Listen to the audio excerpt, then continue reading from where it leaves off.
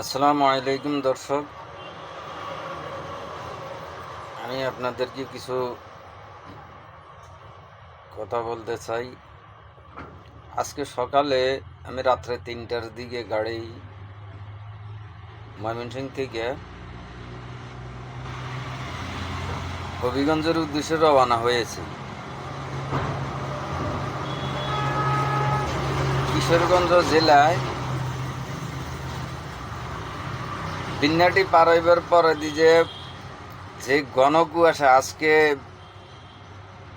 যে কুয়াশা পড়ছে রাস্তা কিন্তু দেখা যায় না। এর ভিতরে দিয়া মানুষ এত খারাপ, মানুষ আছে বিপদে, গাড়ি কিভাবে নিয়ে যাবে সে চিন্তায় আছে। আর বিন্যাটির পরে তারা ডাকাতি করে। মানুষ কত নিচে নামতে পারে, মানুষ আছে বিপদে, মানুষকে সহযোগিতা করবে থাকতে, কিন্তু মানুষে আরো বিপদে ফেলা।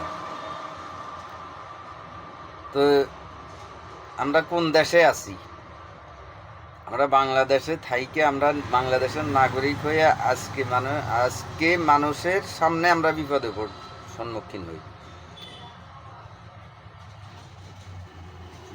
ডাকাতি করেছে, তারপরে পুলিশ আসে।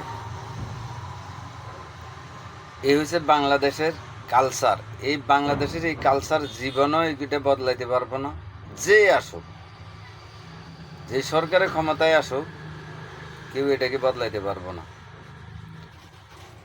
তো দর্শক, আপনারা যাত্রাপথে একটু হুঁশিয়ারে চলবেন, হুঁশিয়ারে যাবেন, সময় সীমা